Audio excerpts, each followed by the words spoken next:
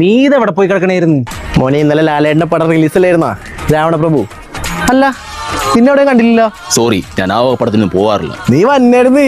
തകില് പൊകില് കുരവ കുഴല് പിള്ളേരെ കൂടെ പൊളിക്കണായിരുന്നു.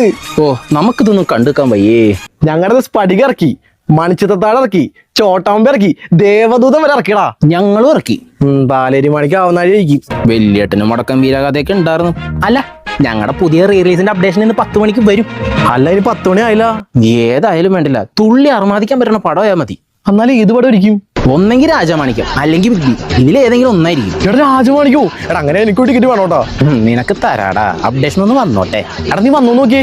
Re release update. എടാ വന്നു. രാജമാണിക്യവും ബിഗ് ബിയും ഇല്ല, അവരെ റീ റിലീസിന് ഒരുങ്ങുന്നു. അയ്യോ, ഏതായാലും വേണ്ടില്ല, തുള്ളി അർമാദിക്കാൻ പറ്റുന്ന പടമായാൽ മതി. നീ വിഷമിക്കാണ്ടിരിക്കേ. അഴകേ നിൻമിഴി നീർമണി കുളിരിൽ തൂവരുതേ. അശോകനാ? നീ എന്റെ കിനാവിൽ മുട്ടുപൊഴിക്കരുതേ. പരിഭവങ്ങളിൽ മൂടി നിർത്തും അമലേ, വിരഹവേളതന്നൊമ്പരം.